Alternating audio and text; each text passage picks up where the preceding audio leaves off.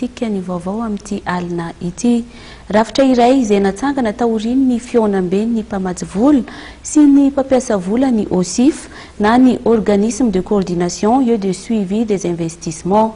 Rafitra izay natao handrindra sy hanara-maso ny fampiasam-bola. Mitondra fanazavana ny tompon'andraikitra voalohany amin'izany rafitra izany.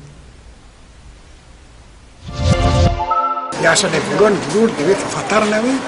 ireo le vola tonona tany Paris le similara hoe ahoana ny filahatra mahery tsirairay avy mahasavandrara andra zao ny banque mondiale nametaka mazava ny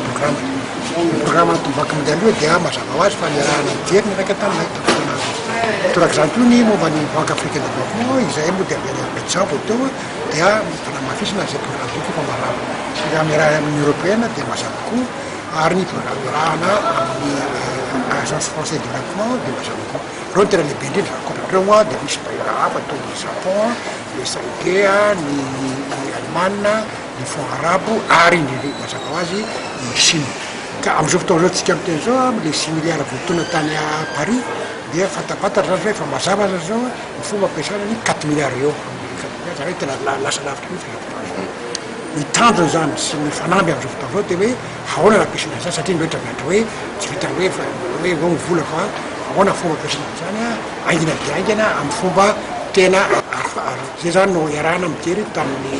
ministre tsirairay avy rehefa nazavana tamin'ny séminaire gouvernemental moa tamin'ny vakomaly ary ministre rehetra dia fa misy lahatra amin'io hoe tena misy mila finiavana, mila fiara-miasa, mila fanetanana eo amin'ilay fanatanterahana ireo